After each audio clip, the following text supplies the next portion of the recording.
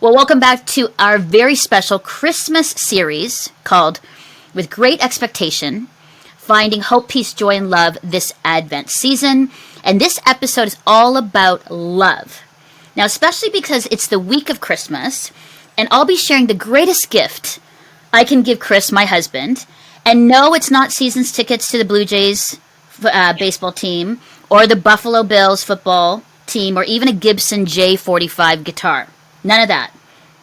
So you'll hear what I can give him as the greatest gift. But before I tell you what it is, I want to introduce you to our very special guest, Lisa Jacobson in Oregon. She is an author, a speaker, the founder and host of Club31.com, an online community of Christian women authors. She's the author of the best-selling Loving Your Husband Well and 100 Words of Affirmation. I'm going to have to ask you, Lisa, about that. Your husband needs to hear. She's a graduate of Western Seminary. Lisa lives with her husband, Matt, in the Pacific Northwest, where they have raised their 8 children. And together, Matt and Lisa are co-hosts of the popular Faithful Life podcast. Welcome, Lisa, to See Her Loves. It's great to have you here. Thank you so much. I appreciate the invitation. Okay, now, Lisa, one word to describe being a mama of 8 kids. Maybe not just one word. You can, say a few more, but what's that been like? Crazy. Good one word. I almost use the word busy, but then I think crazy is less negative connotations than just being busy, right? Okay, are you the kind of mom like where I've seen on the Reels and TikTok where they make the batches of food in the one big batch and then they get it all together. They get like the grilled cheese and they go boo like whatever that is. I'm like impressed by that. Do you do that? Like I guess you would have to do batches of food. Yeah, I do make huge amounts of food, and I try to double or triple it so that some other day I don't have to make it. But yeah. Okay, oh, go ahead. Well, we also all work together, so okay. It's not just me doing everything. My husband's super helpful, and even on my kids, somebody's always game to help out. So I'm not in there by myself. Okay, doing it. Okay, what's the easiest batches of food and a favorite, a kid fan favorite that you make? Let's see. Well, spaghetti actually is still a fan favorite. So I never go wrong with spaghetti. Last night I made meatloaf, which is another one that the boys in particular are pretty crazy about. So, wow. What's the age range, like the span for your children? So our oldest is 28 and our youngest is 16. Okay. Wow. So you're kind of in that like teen, but like adulting, like it's quite a span right now for you. Yeah, it's an interesting. I've got 5 now that are out of the house, and then 3 still home. So. Wow! And imagine the day when they're all out of the house. I can't imagine. It seems like somebody's always here, so it'll be interesting. Yeah, amazing. Well, before we talk about your latest book, which I'm really excited to get into, and because it is Christmas, Lisa, and because it's all about love. Let's talk about a few, just like 2 Christmas questions I have for you. Number 1, your favorite part or moment of the Christmas story. When you think about the Christmas story, I mean, all from the beginning and then, up until Jesus' birth and then after, what would you say is like the moment in it you're just like, oh, I love that part? I love the part of when the shepherds are out in the fields and those angels come out and just start belting it out. I just love that so much. And I was thinking about it this morning because I was thinking I knew you were going to ask this question, and I was thinking, why is it that I love that part so much? And I think, maybe because I have 8 kids and I feel like a little shepherdess sometimes, out there in the field at night. And you think, does anybody see me? Does anybody even know what I'm doing here? And then it's like God goes, oh, I see you, and I've got something really spectacular for you. I just love that. I think that's what it represents. Oh, it just gave me chills, Lisa, because we forget that the shepherds were like the lowly shepherds, like the least of them. Doing the stinky job. Yes. So I think that's why I just Love that part. That's really good. I'm making a note of that's really good. And I think if we even looked at more of the Christmas story, we can kind of see more of those moments of the least and the most unlikely is who Jesus, elevates and uses and brings into his story, which is the greatest story of all time, right? So I love that. It's really great. Thank you. Okay, let me ask you this. What are your thoughts about this? Is our anchor quote for this series. So the series is called With Great Expectation, Finding Hope, Peace, Joy, and Love this Advent season. And our anchor quote comes from Dietrich Bonhoeffer. And he says this about Advent: the celebration of Advent is possible only to those who are troubled in soul and know themselves to be poor and imperfect, and who look forward for something greater to come. Hmm. When you hear that, what resonates with you about that in regards to love, or for you personally, or just within the Christmas story? Hmm. That is a beautiful quote, and definitely resonates with me.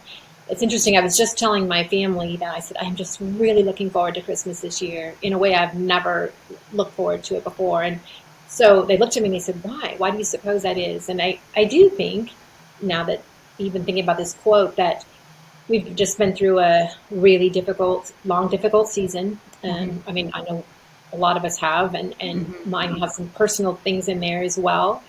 And that it would just really been hard. And I feel like, and yet God's been healing, God's been moving. And somehow this Christmas just feels like there's just this little spark of hope and there are good things ahead. Mm-hmm. And so, yeah, That's that really resonates with me. And I think we need that more and more. Like, I've Oh, talked to for so many people out of the pandemic, and it's just been a hard 2 years. But even after, like, I always remind people, like, after the pandemic, it's can be even harder because you're trying to pick up the pieces and figure out the new rhythms and the new way and how do we do things, and things have changed because of it. So now we're trying to like figure out, yeah. so many things, and mentally it's exhausting. Yeah, yeah, it is. It really is. I think we're all feeling it, and many people have experienced just like I said, just even in the midst of the obvious losses and difficulties, just some different personal disappointments and griefs. Yeah, So yeah, that's good. The hope, and I think too, it's going to be also, Lisa, just a sense of, I've talked to Chris and our kids just about like choosing a different way of thinking and a different way of rhythms and rest and conversation and being present, all those things, right? That we need to be even more mindful of. I mean, every day, but Christmas seems to be kind of that place where, with that something greater is to come. So, yeah, that's great. Thank you. Well, love, that's what the season is all about. And I love what Eugene Peterson says in his translation of the Bible, The Message, that love is moving into the neighborhood. I always thought that was such a beautiful picture of love moving into our neighborhood. And earlier I said that I'm going to give Chris the greatest gift, Christmas gift this year. And if I had a drummer, which Chris is too, he could just do a drum roll. Because really the greatest gift I can give Chris is loving him well, is loving my husband well, hmm. which, Lisa, you've written about. And so let's go for it. Help me make, create, and then wrap up. I'm trying to do a present analogy. The greatest gift for Chris, loving him well. Now, when I say wrap up, it's not like it's an ongoing, reading through your devotional is an ongoing, intentional of choosing and living it out. But I just wanted to, I love presents. It's one of my love languages. And so making, creating, and then wrapping up this present for Chris, I think would be the greatest gift I can give him. So, like I said, you have 52 devotionals in this book. And your husband has wrote loving your wife well. And I know that you've mentioned like working together, reading through the books together. And we don't have time to go through the 52, which I love that you have an application in it and you have a prayer and really easy and simple to read. So I've chosen 8 that I would love for you to help me and encourage me on in loving Chris well. These are ones that are personal, but also from conversations that I've had with my girlfriends at some of my dinner parties and hangouts where these are some of the challenging choices in loving our husband well. So you get me in my real honest place, Lisa. So here we go. So out of the 52, here are the top 8, and love to chat with you. So number 1 is making him like a priority. Oh man. And I say this because I'm a busy content creator, busy social life, my own ministry, we're busy. And then with kids.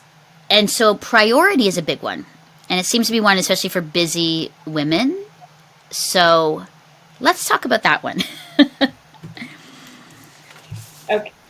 I hear you. In fact, I just had a friend that talked about putting her husband on her to-do list, and I just laughed. I thought that's so funny. She said, "I don't know if you would appreciate, hearing that," and I probably not, but there is something to that, right? In terms of, because when I think of my kids, for instance, I think of, okay, I want to make sure that this gets addressed, that this is talked through, this is taken care of. When I think through, I have a website, I have writers, so I've got my list of things that I want to make sure that time and attention is very purposeful, and so it's kind of easy in a marriage, right, to go, oh, he's doing all right, his hair's not on fire, so, and he's a big boy, so, and yet.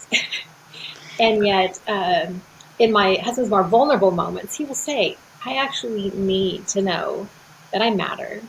I like to know that you want to be with me. Well, that's interesting. And that he said that I think in our earlier years, there are times where I communicated, you're interrupting me. Whether I'm making a meal, whether I'm writing an article, it's like you're an interruption versus you are the man I love.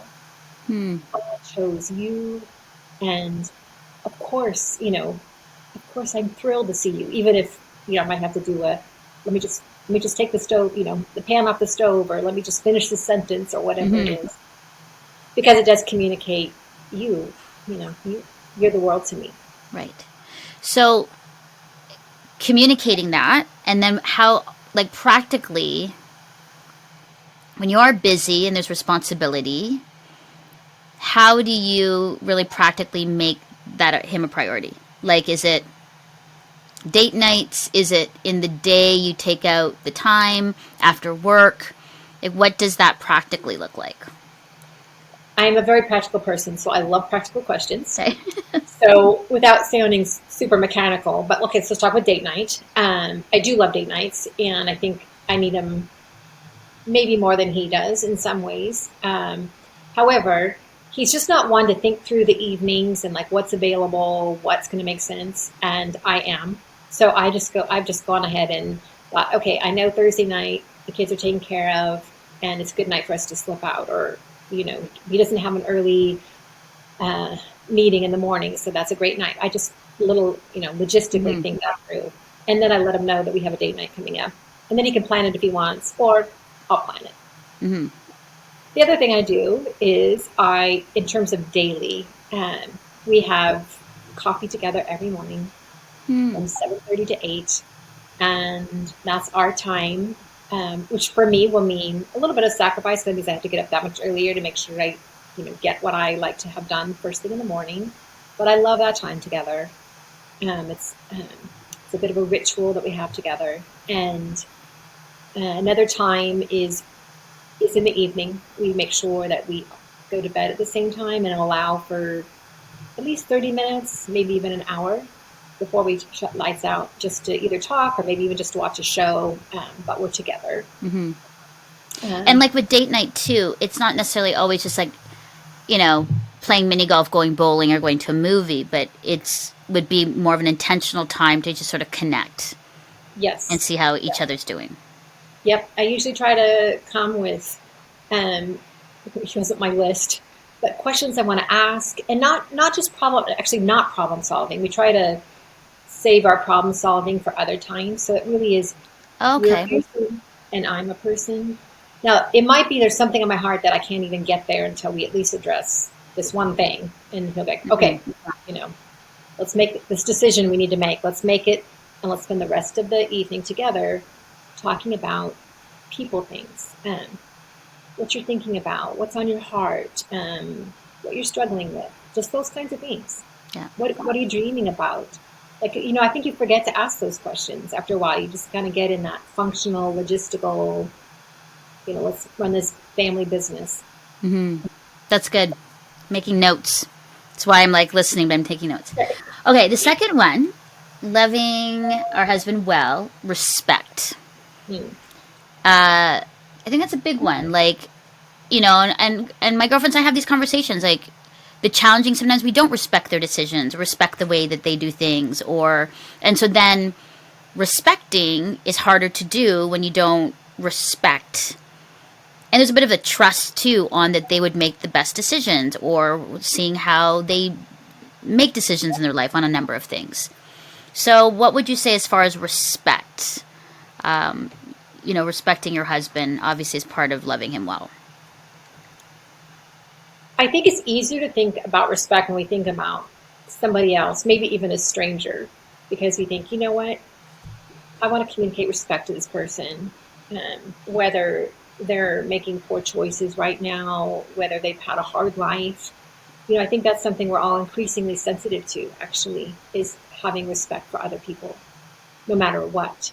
However, I think the challenge is when it's the guy next to you, right? Where we Mm-hmm. then for them somehow we go, oh no, this is different. You made a poor choice, and how can I respect you now that now we're in this Mm-hmm. predicament because you didn't listen to me, for instance, Mm-hmm. right?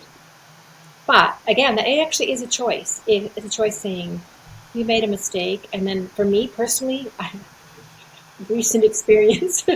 That's why I can talk about it so intimately. It's realizing, Lisa, have you ever made a mistake? Have you ever Hmm. done something you didn't listen to him and you just went ahead and you kind of regret that? So yeah, I have and I do, and so I want to do the same for him and still communicate respect, even though maybe it wasn't a decision I would have made. Mm-hmm. Hmm. No, it's a good one because I think that's one of the things too where, yeah, it's just a struggle. Like when those things happen, it's kind of like you bank it like, oh, again and again and again you've done that and that, and so there is that sense of less respect for them. And so I think that taking a step back to look at your own self too, to say like I don't sometimes make the best choices, but obviously having honest conversation about that would be Absolutely. key. Yep. Yep. I think so. Yeah, that's good. Okay, third one, humility. Hard when you know you're always right. Like I'm always right. So how do you be in that posture of humility, in loving your husband well when, yeah, I think for a lot of my girlfriends, we're very strong. We know what we want. We achieve things. And so, humility can kind of be one of those ones you're just like, it's a little hard when I know I'm right all the time.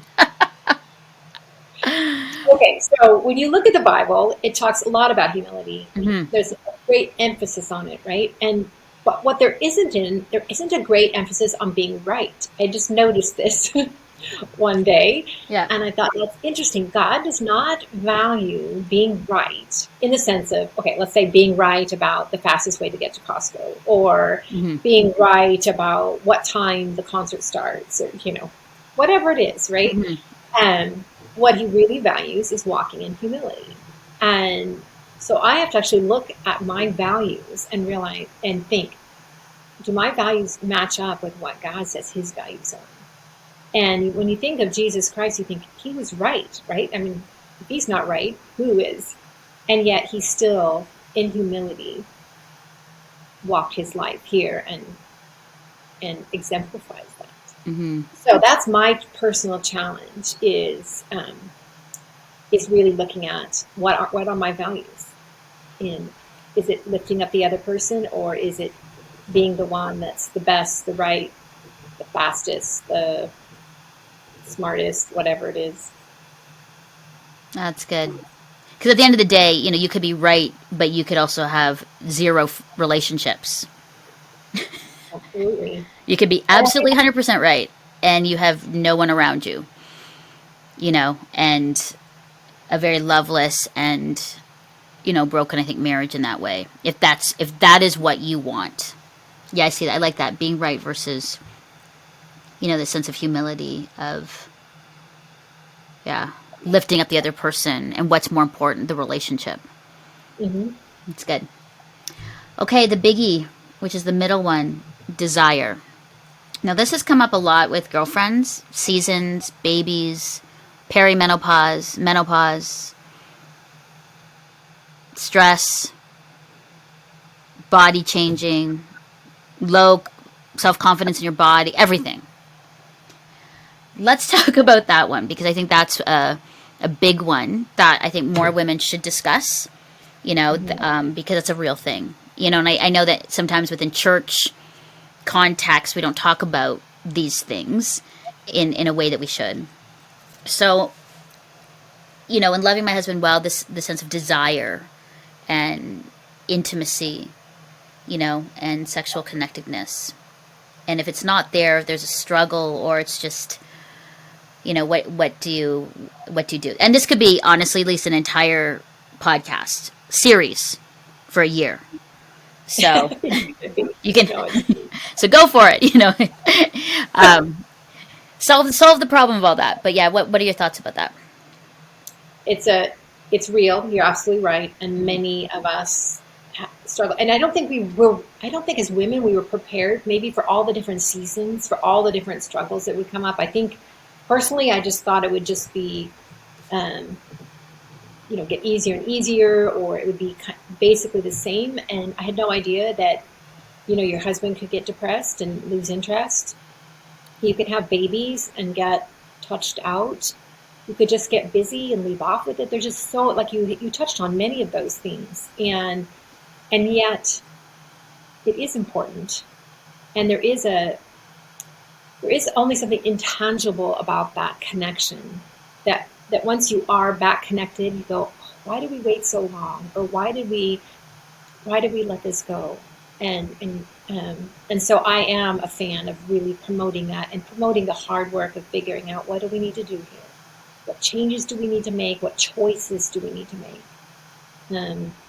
So I think the first time this really hit me was, maybe not the first time because I was pregnant with my seventh child, so that would have been the first. But I felt we got through the pregnancies fairly well. But by the time I had my seventh, I just had lost interest. Surprise, surprise, mm-hmm. Right? And I just remember actually praying that the Lord would renew my desire for my husband, like physically, would just renew it, because I just didn't have it, and He did. And He answered that prayer. And it doesn't always work like that. I know that. I'm just mm-hmm. giving that out as one of the ways that I have tried to really seek help. And in that case, it was just by prayer that God would just give me a desire. And I think other times as we all know, there's physical reasons, medications, natural remedies. So I know that's a whole nother world, but I don't want to not acknowledge that, because I think there's a real place for that. And I guess I would encourage people to, if you're not able to maybe figure it out with each other, is to get outside help. Mm-hmm. Yeah, agreed. Whether that's a counselor. There's actually, like for women, there's some really great podcasts out nowadays. Francie Winslow comes to mind. I don't remember the name of her podcast, but that's her name. And she addresses Christian women and about their sex life. Just really practical, inspiring, doable. So there's lots more of those kinds of resources there used to not be.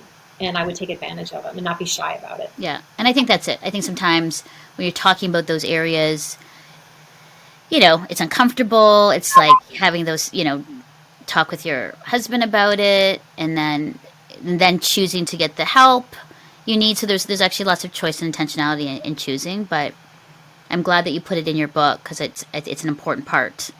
And a lot of times, if you ask any husband or man, that's a very important part, Yeah. of the marriage. So it's good. Thank you for putting that in. On that, perfect segue, honesty. And I think that's a big one, just as far as, did you go shopping and how much did you spend? What are those hidden bags of clothes under the bed?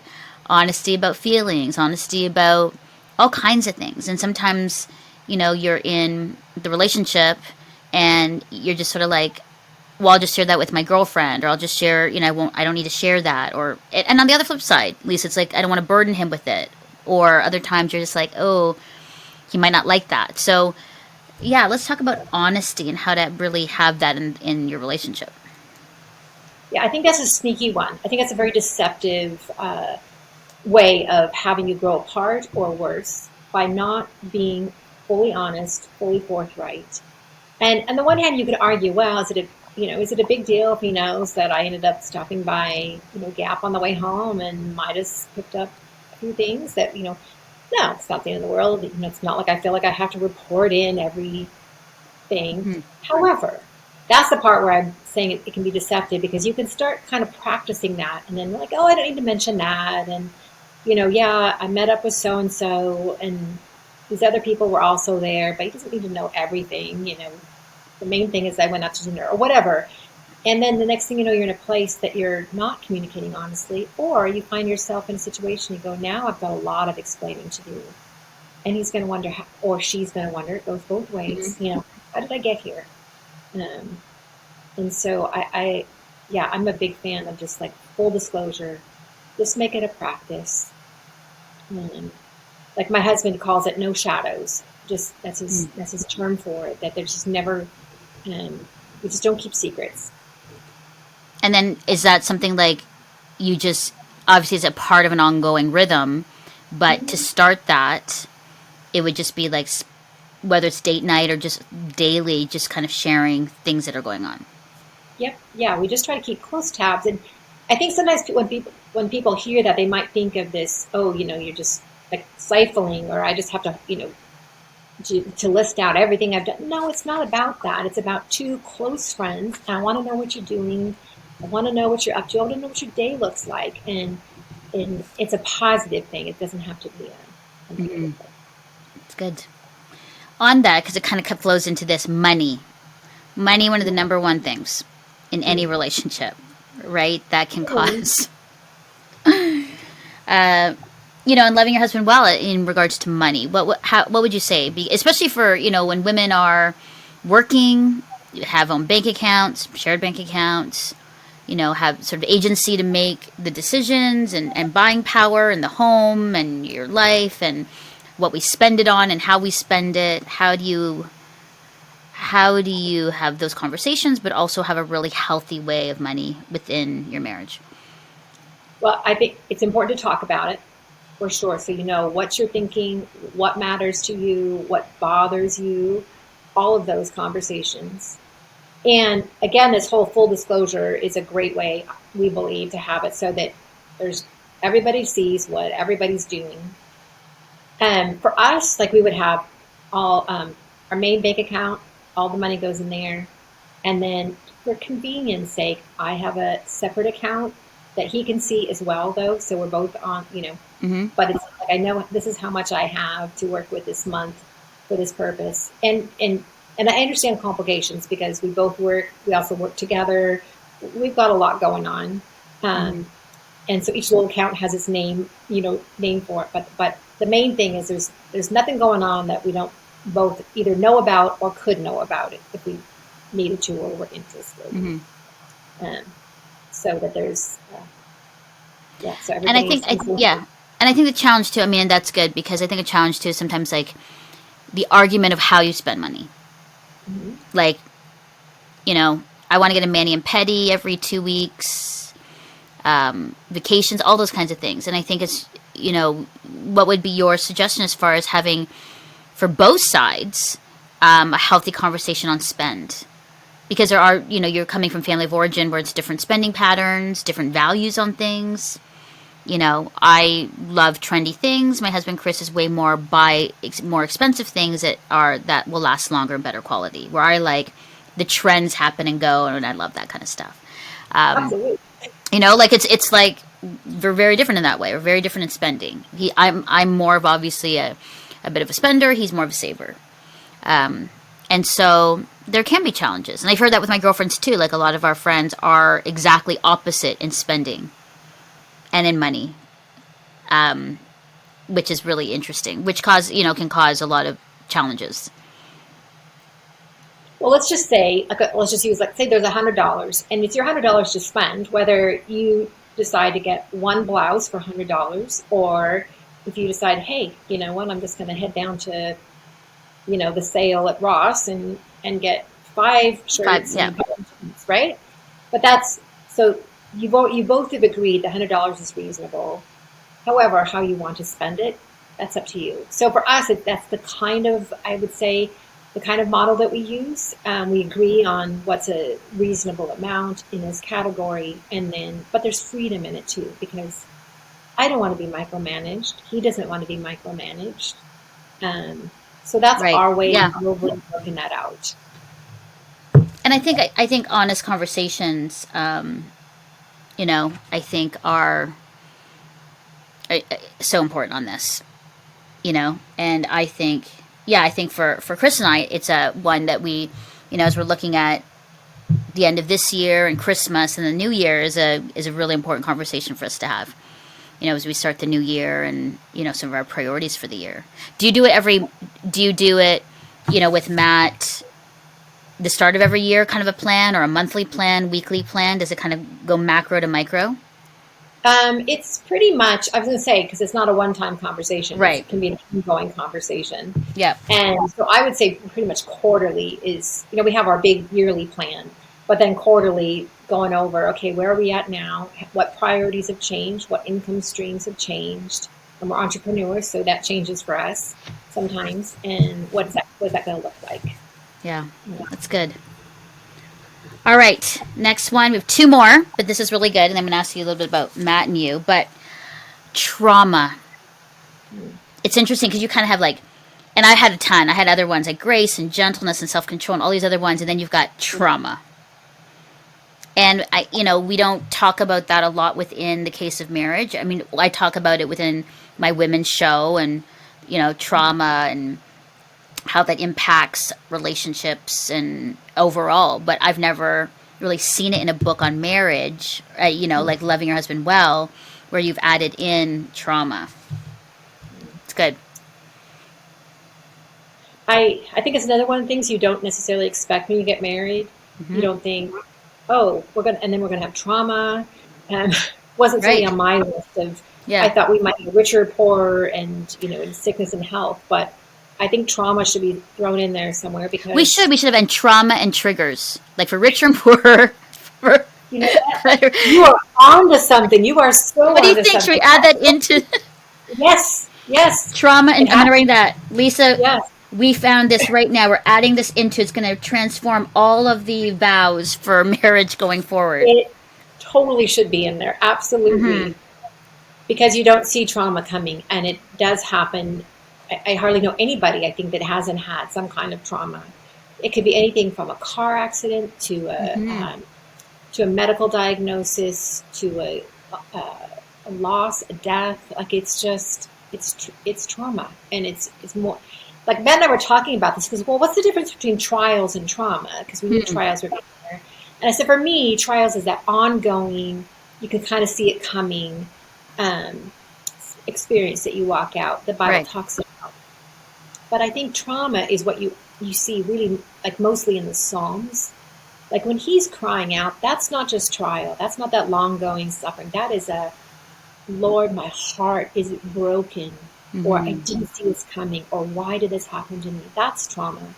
And when I think two people can experience the same trauma, as we know, sometimes maybe with a child or an outside experience, but also can be one of the spouses experiences it. And that leaves that other spouse with, what do I do with this person now who doesn't even seem the same? How can I love him? How can I love her? How do we walk through this together? And so when you are faced with that and there's something happening, I guess it's really important to identify it, like graciously and lovingly. Like if this seems to be something and they're triggered all the time by it, then it definitely needs some help. And like you said, some outside help, but maybe acknowledging it and saying lovingly, like, I've noticed this. And then maybe there needs to be some kind of therapist or counselor to help in that way. Yeah, definitely. Because I think it's great to you, like you said, to acknowledge it, the two of you, to be open about it, to talk about it, and help the other person see this is how I see it's affecting you. This might be see how I can think it might be helped by this, and then say, would you be willing to talk with so and so about this? Or can we talk about this together? Could be someone in your church, could be a really good friend, could be a professional therapist. It just Right. depends on where you're at and what your needs are, um, but don't you think of I think of couples in the like older generations and how I think of my in-laws, for instance, who just recently passed away, and they had trauma, but they never they Yep. just carried on, right? But at the end of their life, they suffered for that. Like you could see that they were not, they were broken people just hanging on. And I Yeah. just think, I look back and I think, oh, only you've gotten help. I think it could have been different and much better. Yeah. And And it gets passed on to generation. Like when you're dealing with trauma, you are responding out of pain and brokenness in many aspects. And so that impacts yep, your kids who then impact their kids. I mean, and that's when we talk about generations. It really is. And so I feel like the Gen Xers, like I think, and I look at millennials and Gen Z, and they're very open on a lot of things. But I true. think Gen Xers on the as we get older, we realize that the trauma we've experienced, we need to identify and get help with. Because I think as I've gotten older, I've realized some of the trauma I've experienced has negatively impacted in the way that I've seen myself and others and in my choices. And so but realizing I need to get help with that. Whereas I would say my parents' generation, I never really heard that generation say, "Oh, I think that was trauma, and I'm going to go get help for it." You know what I mean? It's like, "Oh no, you know what? We just have to push through. This is what we do. We've got our Bible, and we're just going to push through." And it's like, but you never ever dealt with core, you know, issues with trauma that happened to them. And those are, and boomers. I mean, and even older. I mean, that's war.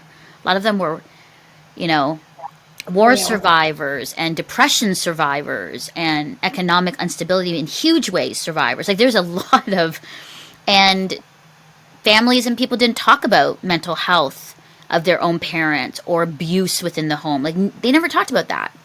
Mm-mm. And so much stuff was hidden and so much of that is living in shame. And so I think that's a good reminder, Lisa. I'm glad you put that in there to identify that if there is that in the relationship, don't keep perpetuating, keep going. It needs to be identified. And even if I think loving your husband, if you know that there is something, I think for all of this, and I'm being quite convicted, then you need to choose to, to get help, acknowledge it, pray through Yeah. it, and, it's good. All right, final one. I love this one. Gospel. I like that one. And I've never heard it be put as like gospel. Like you kind of put it as gospel. It wasn't like following Jesus together well in the same direction towards, like it wasn't. You just put Lisa gospel, like it's great. So, yeah, that was my 8th one. So let's talk about that. Why that's really important as far as loving your husband well. Okay, so in the Bible it talks about how the church, your marriage is a reflection of the gospel, the church, the bride of Christ, a reflection of the gospel. And I think we all nod our heads in assent to that. But when you start thinking about it really personally, like me and him together, some mysterious way, we represent the gospel of Jesus Christ. And and I know you can take that in a negative way and go, oh well, that's a lot of pressure, right? Oh no, yeah, I think there's a healthy amount of pressure, but there's you could also look at it as very inspiring and encouraging, and so saying, I want our marriage to be a picture of the gospel in our own broken, unique way, but I do want that. And this comes to mind is just a few days ago, our oldest son, he's 28, and one of his best friends who comes from a difficult background, he's also still single, and he was watching some videos of my husband and I at a wedding. We were all out together and we were dancing. And he told my son, he said, the way your parents look at each other, he said, I've never seen that before. And I want that. I want what I saw in the way they look at each other. And, Matt and I talked about that afterwards, and I just said, we didn't know we were being filmed, first of all. That's kind of awkward, right? Yeah. We weren't fighting, right? But also, how could I possibly have known that my son's good friend would be watching this and that the Lord would use this in some wild way to actually minister to his own hurting heart and make him want more of the gospel? That's amazing. It's like the good news, it's like this sort of like this incarnation, even talking about Christmas, right? Of love and of relationship and how that looks in all of these different 52 ways that and again, not perfectly, but choosing that, it really is like a witness to the world. It really is gospel good news to say, we're choosing each other. We're choosing to do this, with God, led by, his Spirit, doing the best we can and loving in all these ways. That makes so much sense. That's really good. It's like, and then I never thought of it that way before. That's like, you're just sort of reframing how I'm seeing this. It's like we go out, because I can go out individually in my work as a Christian women host of a show. And my husband works in, a Christian organization that does international development. We can individually go do our thing and say, look at us. Or kind of like, demonstrating, the way of Jesus and what to do. But I honestly, Liz, haven't really thought about the two of us also representing a beautiful way gospel and good news. In the way we love and serve each other, and then that then coming out of the way that we love our kids and our community and our neighbors, and it's good. Yeah, it really has a strong ripple effect, both certainly in your home and the people that know you. But as I even shared that story in there, even perfect strangers that had an impact, seeing something that's different. And that's what we want to be as believers. We want to be light in this world. And one of those ways is just loving each other well. And that is that small accumulation of daily choices, of growing together, forgiving one another, and starting again. So amazing. Lisa, thank you so much. This is such a great gift. The Loving Your Husband Well, this book, great gift for Christmas, to start the new year. And I'm glad you and Matt wrote kind of the one side and the other. What do you love most about Matt, your husband? How long have you guys been married now? We just celebrated our 30th anniversary. Congratulations. 30th anniversary. What do you love most about him? He's fun and exciting. I'm the practical, keep the roots in the ground, and he always makes it interesting. Yeah. And so I love that about him. I just never know what my day holds. I think Chris would say that about me. I'm the opposite too. Chris is a little bit more measured and steady, and I do love that about him. He also has a beautiful musician and so smart theologically, like all the things. And we always laugh, and I'll say this quickly, but when I was finishing and sort of like ending my first marriage and going to therapy and just heartbroken about everything and the whole process of that, and I was like, this is the guy that the next guy I want if it ever happens, even though I don't think it will. And then it was everything that Chris is not. It was everything I didn't want actually is Chris. I'm like, I don't want a worship leader. I don't want a pastor. I don't want a guy with kids. I don't want a guy who's really smart in theology. I literally wrote this all down. It was in my head. These are things I don't want. And then Chris came in my life, and it was like, all the things I don't want is Chris, and yet it just works out so beautifully because it's actually the right mix for both of us as the whole on the things. You know what I mean? It's really, again, beautiful picture of God's love and redemption and second chance and opportunity. And so it's been really fun. I mean, it's been challenging, but really fun. And so thank you for this. Thank you for this, your words. I learned a lot. Lisa, it was great to spend time with you. Merry Christmas, Happy New Year to you and your family and to Matt. And I just loved it. It was like a perfect conversation about love and loving my husband and loving God well. And so thank you. Thank you so much. you. Where can we Merry get the book? Where can we get the book? Your It's devotional? on Amazon. All the major bookstores have it. Christian books, all of them. So it should Beautiful. be there. And you can get it as a bundle as well. So if you wanted Oh, the both of two them, both? Okay. yes. So that's also available. Very nice. Well, what a gift. Thank you so much for being on this week of Christmas. And to our listeners and viewers, as you choose to love well and as you choose love, Jesus, the Savior of the world, Emmanuel, God with us, know that you are seen, heard, and deeply loved by God. Merry Christmas. Thank you for joining us. Thank you, Lisa, for being with us. And have yourself a very, very Merry Christmas. I'm here in my hometown of Burlington, Ontario, hanging out downtown in our village square. And as I walk these cobblestone streets, I realize that it has taken a village to ensure that See Hear Love's mission and vision is shared across Canada, around the world, that you are seen, heard, and deeply loved by God. As a body of Christ, there is hope for us to grow and reconstruct together. We couldn't do this work without you sharing life-changing stories of what Jesus is doing in people's lives, stories of hope and freedom and healing in areas that matter to me and to you. I want to have the faith to believe that His plan is good, even when it's taking that detour that I don't really understand. We have so much more to do and so many more people to reach with the life-changing message of Jesus. For a monthly donation of $25 or more, you can help us do just that. And we'll send you a special thank you gift of our favorite things. Go to seehearlove.com/give or call 1-800-265-3100 and join our See Hear Love Village today.